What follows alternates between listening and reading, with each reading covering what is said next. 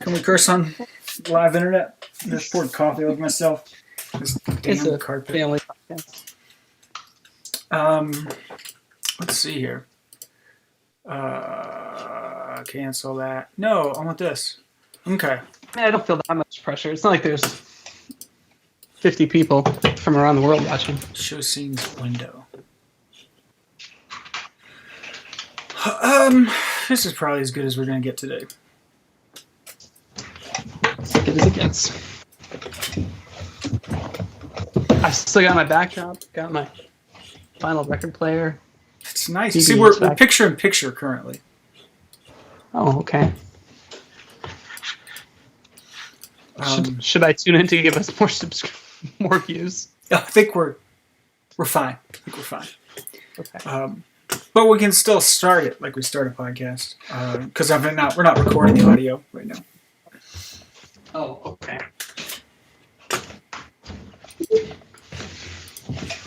I'm trying to give myself more light because I watched that Hank Green video. I added a light. Do I look better? I feel like I look a little brighter. What kind of light you got? What are you using? Lamps. Just lamps. Okay. Mm-hmm. Because I've seen people with the fancy ring lights, and I'm like, No. do I need to spend money? Like, is this one of those REI trips where I buy a bunch of stuff for the school? And Best case scenario, this whole pandemic is an REI trip. Zach, the current frozen image for the live stream is me holding up my beer. I don't think that's... I think it's perfect. I mean, I thought I was going to do it for a moment. I didn't think it was going to be frozen in time. We'll cut it out. Forever. Look, let me explain to you why I went this week. This is how my Easter week is going. Easter Monday, I went to my local small business because I want to support the small businesses. I hear you. In my community. So I went down to Three Weavers. That's our local neighborhood brewery, and I got a case of their hoppiest IPAs, which I know you love. It's your favorite. I've been drinking. I've been drinking a lot of the. I want to defend myself for a second. The Citra IPAs, Upslope Citra IPA. Citra. I like it. It's not super bitter, but it's a nice. I like it. I've been drinking a lot of that. Citra. This doesn't say what kind of hops. It is a little citrusy. It's called a Day Job IPA, which I can only assume means it's for day drinking, since it has a pretty low. Love that Beatles song. So I feel fine. I'm just supporting the local economy here in Inglewood.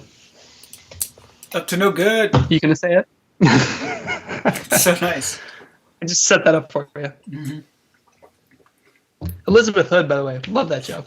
Loved it. She did not seem to love it as much as it's such a good. I mean, how good is your life that Yeah. you've gotten bored of that? Agreed. Well, Matt, we're live. We're live. Welcome. I see your Welcome image to in subscribe. currently 4 different places on my screen, and I minimized one of them. So I'm sorry. Oh my gosh.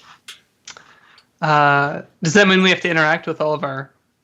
I got the chat up. People Still watching one the chat? viewer. So Oh, okay. Oh, God. I have to, mute myself there. Okay. Cool. Yeah. How, I'm going to try to be cool like you. I'm going to go with this. it's just Matt. We can talk about this on the podcast. We've reached incredible amounts of volume now, and Yeah. I can't not. It's not good.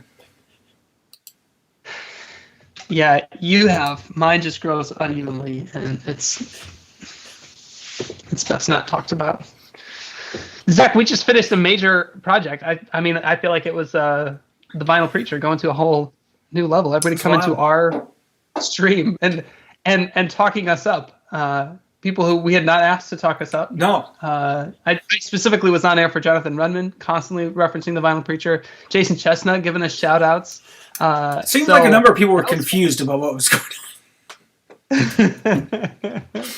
And so, hey, we'll take it. We'll take it. How are you feeling? How are you feeling? Are you recovered? Do you want me to start recording? Is this the podcast? Yes. Okay. Do you want me to do 5 seconds of silence? We got to do the whole thing. I just assumed we were tinkering and stuff. But now we can start. You ready? Can that be the new start? Just do you want me to start? I think that would be good. Well, if we say that, all we right, have to give be me the recording. 5 second.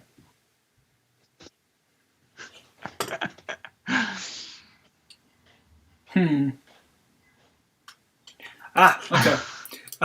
Yeah, I got to get them to play together.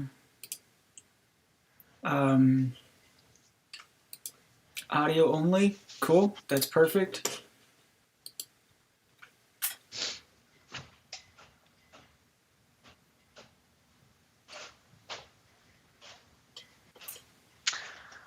Welcome to the Vinyl Preacher, your weekly, award-winning, live-streamed now podcast where we talk about the Bible, make a playlist, and occasionally do an ambitious 54-hour live stream. I'm Matt Keadle, pastor of St. Mark's Lutheran Church and Campus Ministry in Emmaus, California.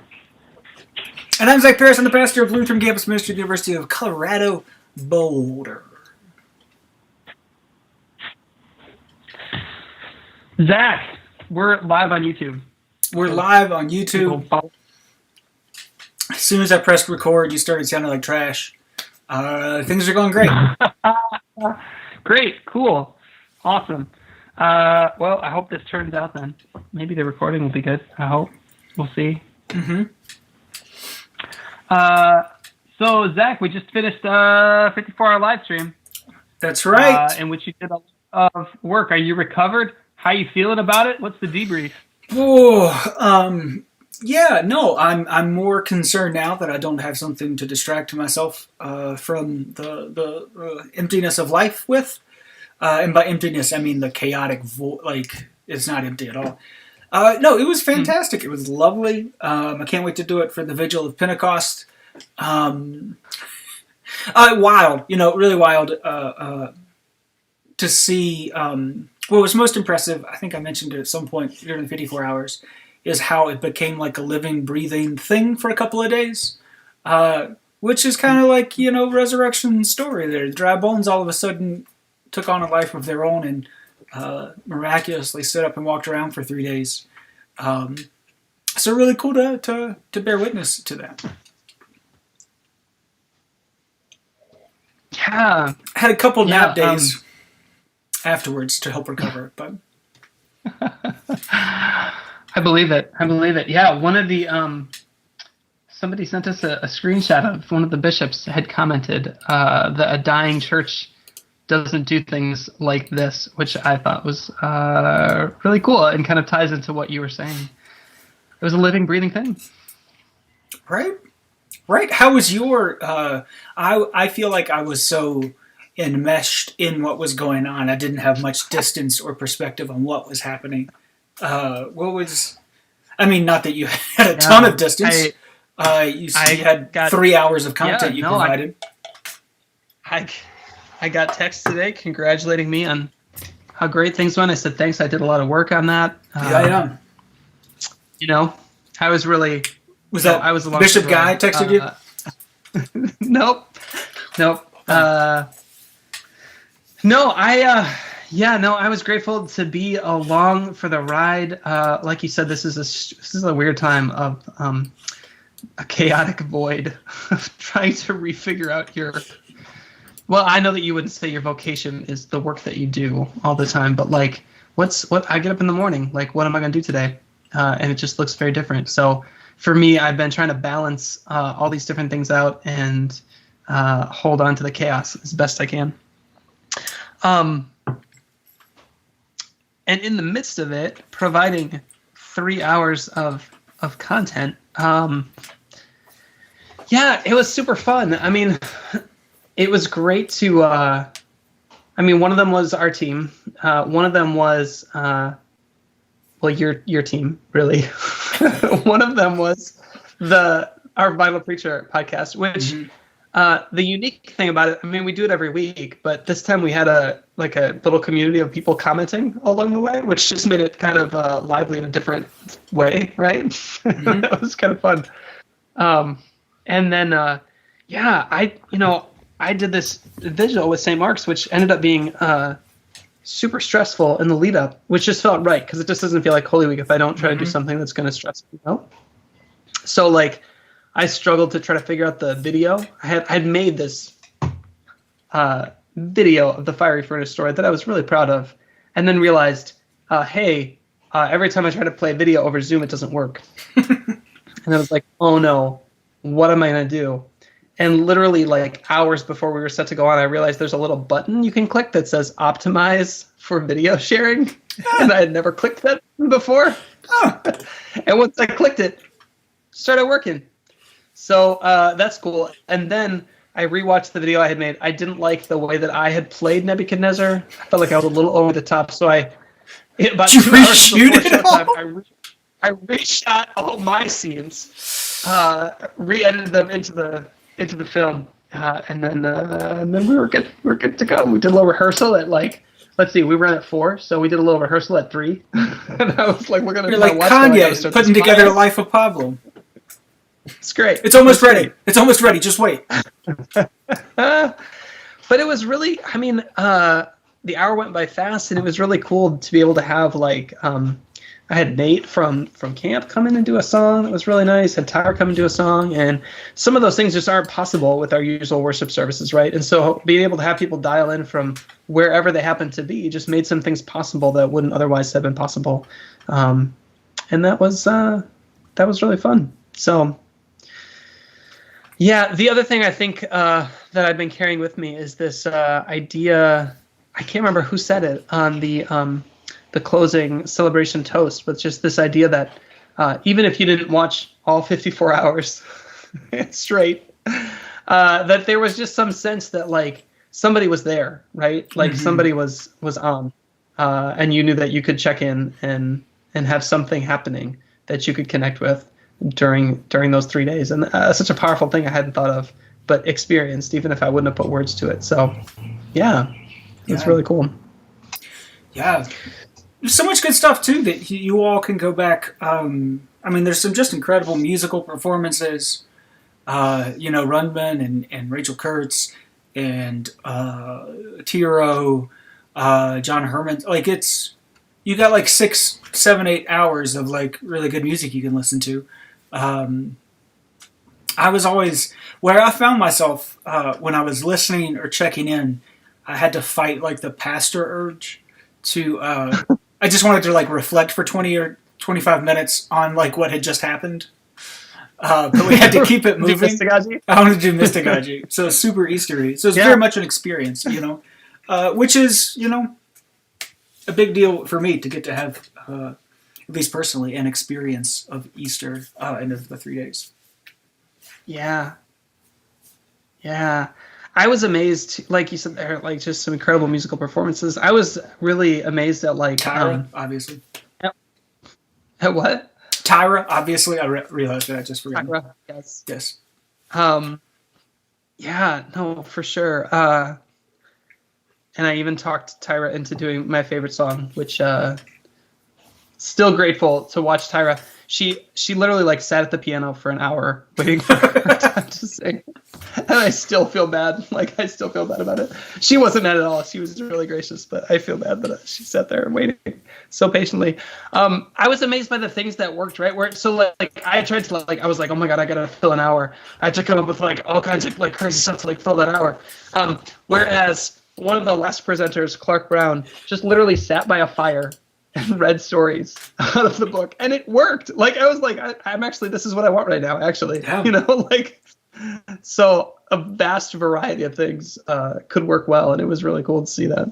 Yeah, just so cool. Like, I mean, in it, what impresses me about what happened that maybe we get a part of the credit for is how it did take on, like, I mean, I'm just saying it over and over again, but it did take on a life of its own. I don't know that it's really clear that the project started like from zero about 2.5 weeks before the stream started, right? Like 2.5 weeks before then, Manda texted me and was like, hey, what if we did Project for Awesome for the 3 days? And then we had to spend a couple days trying to figure out, like, we knew it was a good idea, but But I have lots of ideas that aren't you shouldn't do, right? That are good ideas, right? So we had to like discern that, and then we're like, all right, all we need is 54 people. We did back it down from 72, which was good. But it happened, right? And it's not like we like carefully. Yeah. We started with some idea of having a mixture and wanting to program it, but quickly that devolved, and there was no like real strategic programming to like. Well, we need somebody sitting by a pool reading in a fire, reading stories here, and it just happened, and so much cool stuff just happened. Yeah. Though I was most nervous. Yeah. The biggest issue we ran into was children's books, man. To go behind the curtain here, reading. I can't read I was going to read a children's version of today's story, but I can't. You can do that as long as you don't pick up a book and put it in front of the camera. That's what we think. There are copyright claims on nearly all of the live streams at this point. None of them have been pulled down because none of the streams are monetized is the main thing. So we're not making money off of anybody's copywritten music and stuff. But Tim Brown's hour, Brenda Boss's, and Sarah Pearson's hours have been lost to time and space due to YouTube cracking the whip, which I appreciate. I understand. It's important that creators get compensated fairly. Best we can tell, though, it's because Sarah Pearson was reading children's books with her son, and it was lovely and soothing. I got to watch part of it. But I think the YouTube algorithm is programmed to see people can tell if you're holding a book up, because musical claims it takes a while for it to figure it out because it has to cross-reference it with all copyrighted music, so it takes the bots a while. I think it can just recognize that you're doing this, and that's most likely copyrighted stuff. So Border Patrol shut it down, and children's books publishers shut it down. Wow. So I'm grateful that when Chris read Our Girls, a Children's book, she held it in her lap where you couldn't see it. And maybe that's how we skimmed by. We all, the kind of host people who've had to deal with those issues, were watching the stream when you all were going as we got closer to the end. And when Chris started reading a book, our group text just blew up. We're like, somebody talk to Matt. She can't. Tell her not to pick the book up. We can't. Nothing made us more nervous than... I was woken up in the middle of the night because of a children's book. It may have been the middle of the night. It was during one of my 3-hour naps I got to take. That's amazing. But if you missed any of the 54 hours, Matt, what you got? If you missed any of the 54 hours, you can go over to thevinylpreacher.com and go to the Trim Project. And you can find direct links to each of the segments, except, of course, Tim Brown's, Brenda Boss's, and Sarah Pearson's. But every other, all 51 others, and 52 if you count the toast at the end, are available. And you don't got to search for anything. You just click, and boop! There you go. Yeah, I think people are really happy about that because it was I got a lot of comments where it was is this going to be saved somewhere? It's hard to keep up with. Even if we didn't have services at our own church, a lot of people had their own things they had to do during Holy Week. Mm-hmm. So to be able to go back now and check some of those things out that I missed, I'm excited about that. It's good. Right. I'm going to do better at trivia this time. My second time. I have some quibbles, but... Are you going to do better at the role-playing game? I only watched about half an hour of the... How many hours did you 3 play? Hours? No, I don't think I'm going to do any better.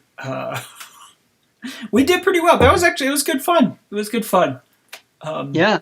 It was fun. It looked fun just watching it. It looked fun. Matt, I'd like to offer one observation of my quarantine life here as we come to the end of week 5 for me. And that's my new favorite part of this is anytime the front door to our house opens or closes, or the garage door opens, or one of our cars starts, the adult in the house who's not doing that will race to wherever the source of that sound is, to the front door, to make sure that the other person is not leaving. And to find out if they are leaving, making sure that they promise to come back. Yeah, you can't leave me here. is the Yeah. Right. Things have been going great. Yeah. Yeah, I hear that. I feel like we're finally settling into a little bit of a rhythm. We have a little schedule that we Velcro on mommy's face or daddy's face for each segment of the day. Mm-hmm. That's great. Typically, I take mornings. Chris takes evenings. My mornings are often filled with some Sesame Street. We did Molly of Denali was on yesterday. She's we pretty watched good. a little. Because I was like, hey, Zelma watches this. Zelma watches it, guys. Mm-hmm. And Molly was making she was making like a beaded dream catcher.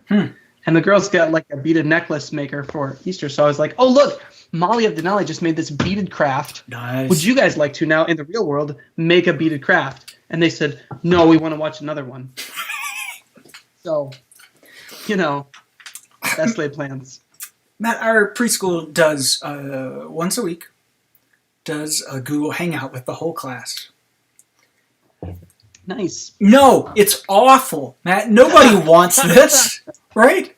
Like, I don't know if this has been your experience, but like, my child will not participate in like a Zoom or Google Hangout for more than 3 minutes. And then So it's just you. all the parents are like trying to like, oh, answer the teacher now. Like we've got like, say hola. It's a bilingual one, right?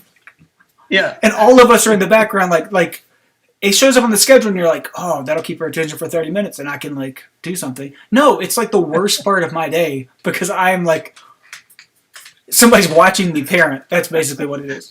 Right. right. Somebody's It's just so that the school feels like they're doing something. Mm-hmm.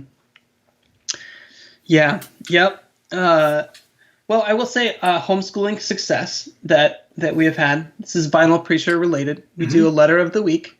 This week's letter is W. Maybe you saw this. I did a couple of W words. Window, watermelon, water, very baptismal. And then I did Willie Nelson. I drew a picture of Willie Nelson in chalk, and I've been teaching my children about Willie Nelson songs.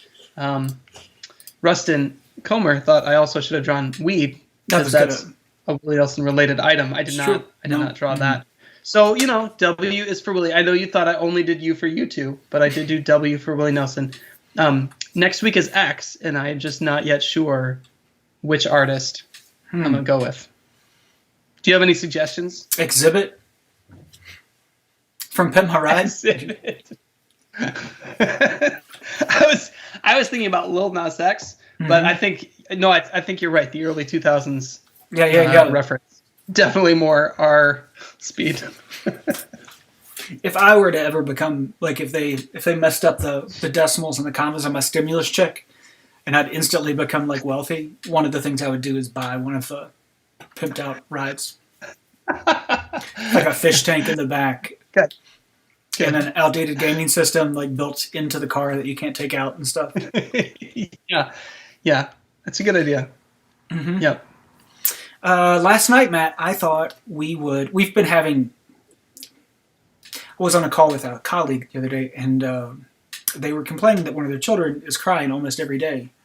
One of their younger kids, and I was like, "Wow, how do you get to that level? Because once a day would be pretty good." Among our problems, and this one's the one that bothers us the most, is that we're having trouble going to sleep at night, and so that slowly eats into the few sacred hours where I could like watch a show that has some level of violence and stuff in it, and language and nudity, but I can't do that when you stay up till 9:30 because that means I've got like 45 minutes before I'd really need to be asleep. So I thought, hey, this is me trying to integrate my gifts, all that kind of stuff, right? So we set up, we're going to do Vespers, right, at night. We've enjoyed singing. You did that. Vespers. Mm-hmm. So downstairs, we turned the lights off. Next level. We lit some candles, right? Because fireworks, Matt, you know that. Zoma got to light some of the candles off of a candle. I got out the musical instruments, right? We were going to sing a couple songs. We're going to read out of the Spark Bible. And Matt, it's still doing it on air. What's that? Yeah, I didn't do it on air. I didn't record this. Still on air. And it started off incredibly, Matt. My beloved daughter was like, "Oh, this is really fun. This is great." She sits down. She's sitting in her mom's lap while we're starting to sing these songs, and she's doing she says like to her, she like stops us and is like, "This has just been the best day." And you're like, "Oh, this is freaking killing it, right?" And then we're singing the parts, and there's kind of like some back and forth, and she's doing this cute thing where like she's like singing the response after we sing the response, so it's like triple layered now, right? But she's into it and stuff, right? And then we get to like the Magnificat, and she says, "I'm going to sing my own words now," and just like belts out insane song on top of it. And then it's like, "Mom, I'm going to jump from here to the couch," and it's just like a monster. Like she just metamorphosizes completely into an insane person. And we still had all the same issues going to sleep. But I put effort in. Yeah, you did. You did. That's impressive. Vespers with a 3-year-old. It's impossible.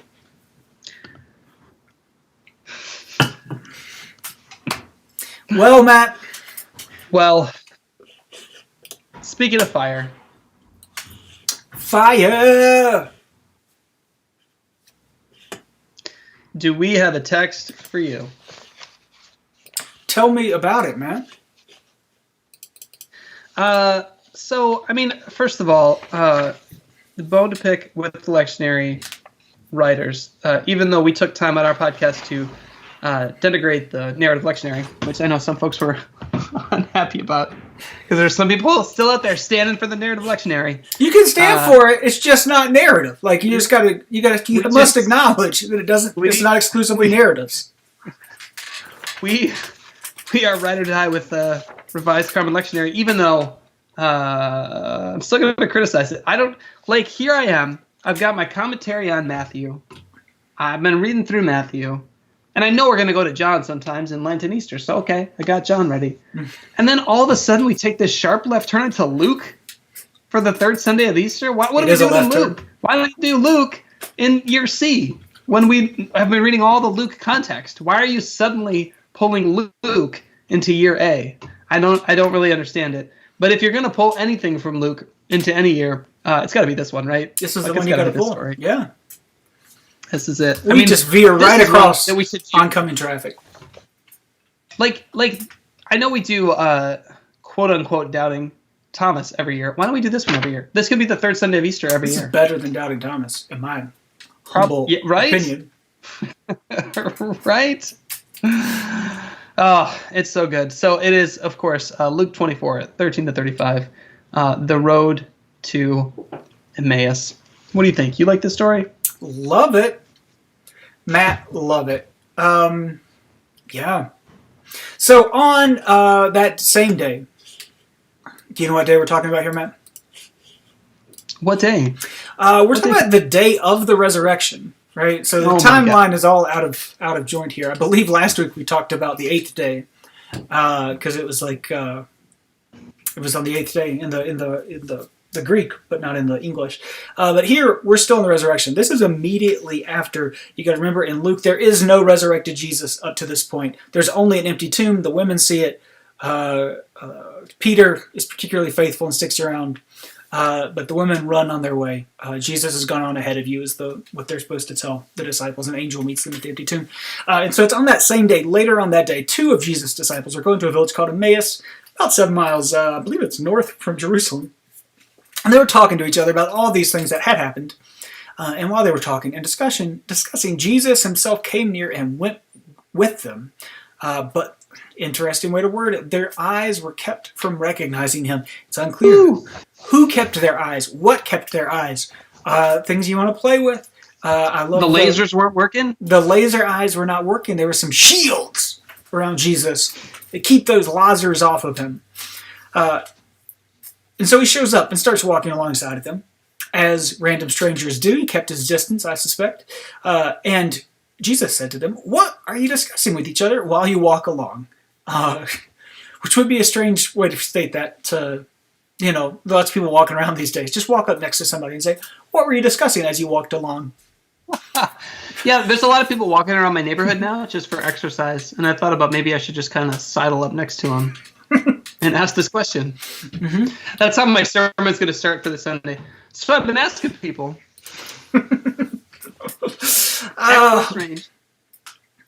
And so one of them, Cleopas,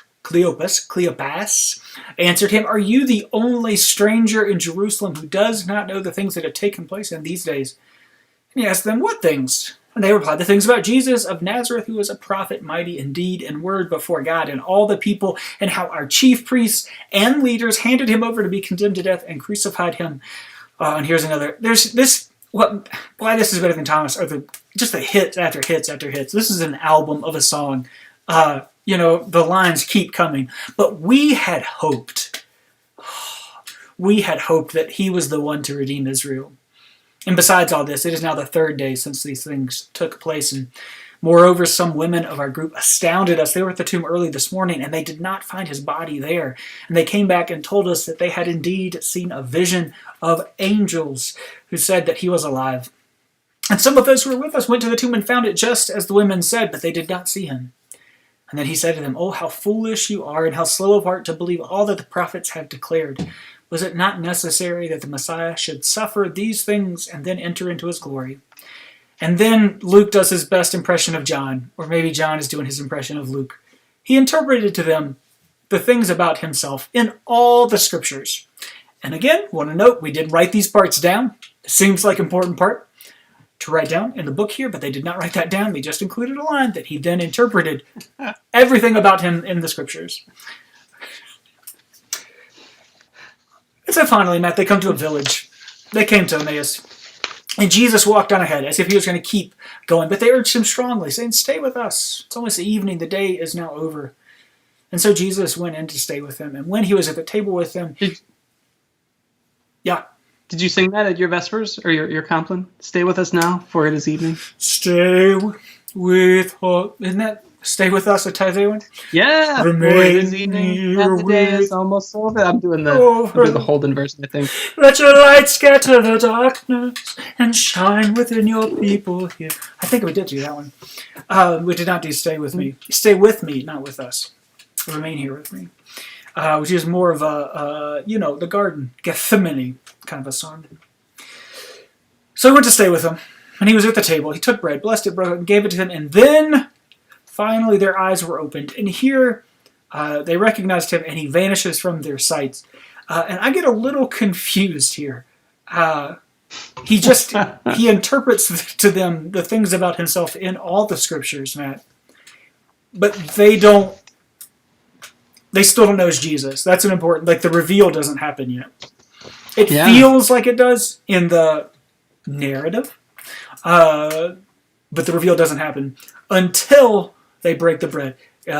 Moves from a brain thing, right, to a tangential experience thing, which is where I'm probably going to go here. But then he vanishes from their sight. And they said to each other, "Were not our hearts burning within us while he was talking to us on the road, and while he was opening the scriptures to us?" And that same hour they got up and returned to Jerusalem. They found the 11 and their companions gathered together.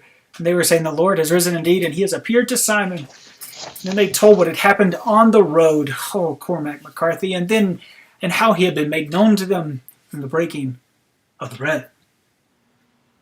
The gospel of the Lord. Praise to you, O Christ. Praise to you, O Christ.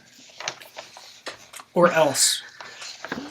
Zach, I just caught on to something as you were saying that, you said where the reveal happens and who the reveal happens to. The apocalypse. This is kind of fascinating, right? So, if you're hearing this story, if this story is being heard orally, or if you're reading it now in the 21st century, it's Jesus by verse 15, right? There's different ways you could tell a story. It could wait till the end. You're like, "Oh, it was Jesus the whole time. I didn't know." But only the characters in the story have that experience. As a reader, you're told right away, this is who this is. And you know that these other characters are being kept in the dark about it, which is a really interesting narrative choice. What do you make of that? Yeah. I think that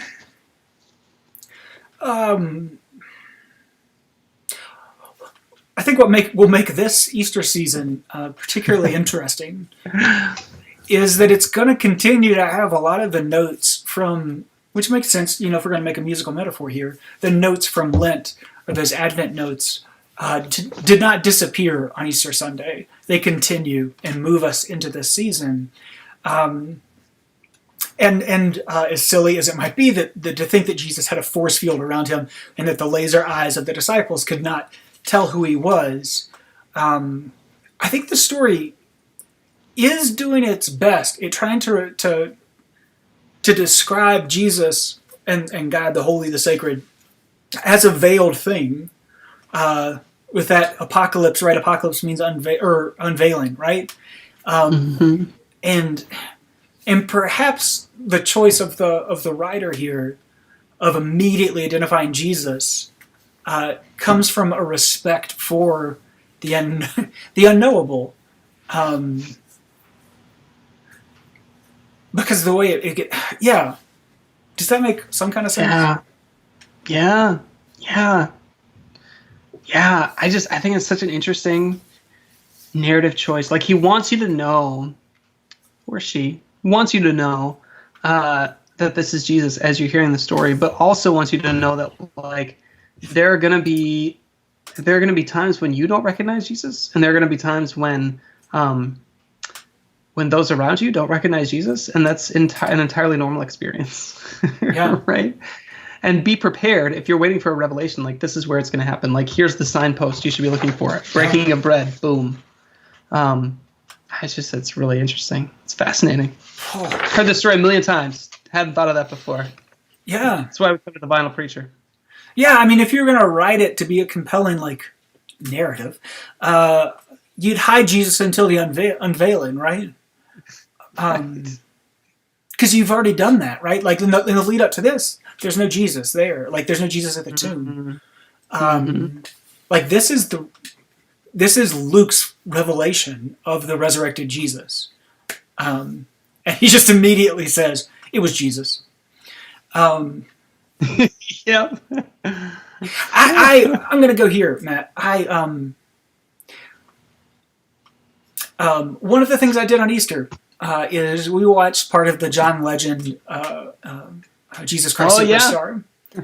And I normally can't enjoy those things too much because I get nerdy and picky about it and stuff, right? And they got to the Judas part and they like threw in the line where it's the Martha and Mary scene where she like dumps the oil and washes Jesus' feet with her hair and stuff. And Judas is like, we could have fed the poor. But they had the line, like that's normally in parentheses, that Judas did this not because he cared for the poor, because he was skimming off the top, you know? And I find that to be like, it sounds like something you stuck in much later on, right? Like, well after the fact. It's only you put this in upon reflection, right? Like, you didn't know this at the time. And it's a little bit of character assassination of Judas. A part of this story, I think importantly, feels and reads that same way. That there's the story that's happening, but then there's also this layer of the story's also being told in reflection upon what has happened. Which leads me to my favorite Emmaus quote, Matt. I've probably done this every single time that we have, let's see if I can find it. There you go. Talked about Emmaus, but there's a novel called Emmaus published by McSweeney's by Alessandra Barrico that has this beautiful quote that I'm going to read again. That is, how for so long could we know nothing of what was, and yet sit at the table of everything and every person met on the road? Small hearts, we nourish them on grand illusions, and at the end of the process we walk like the disciples in Emmaus, blind, alongside friends and lovers we don't recognize, trusting in a God who no longer knows about himself. And for this reason we are acquainted with the beginning of things, and later we experience their end. But we always miss their heart. We are dawn and epilogue, forever belated discovery. And I love that line, forever belated discovery. To speak that into the experience of the disciples on Emmaus, to say they did not know what was going on, and they've only been able to figure out this much through their belated discovery. Woo!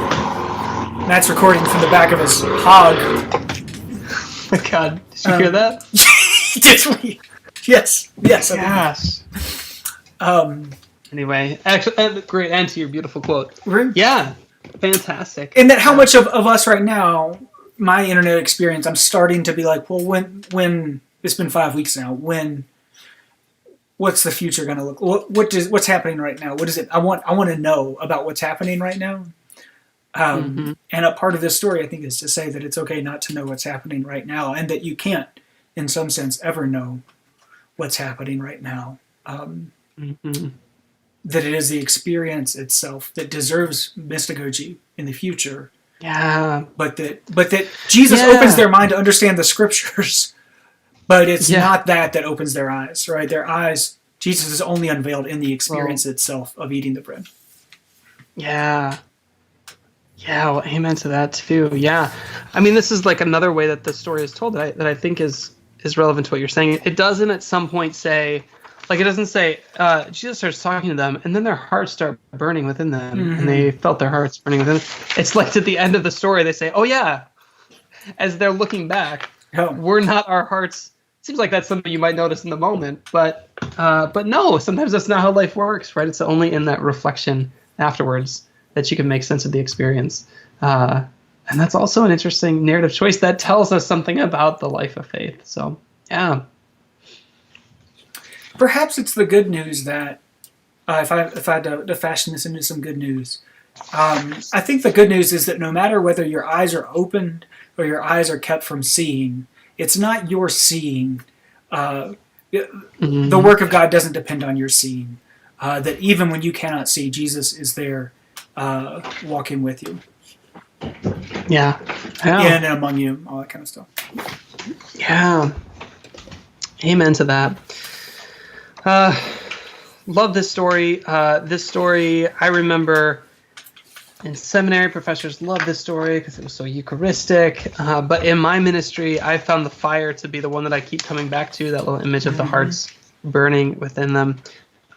This is the text that I used for the best Easter sermon that I ever preached. I think it was the year that y'all came to visit, and I preached about the different things that had happened. It was basically doing mystagogy on the 3 days, but I would say, and this amazing thing happened. But then instead of saying, and it was amazing, I said, and my heart started to burn within me.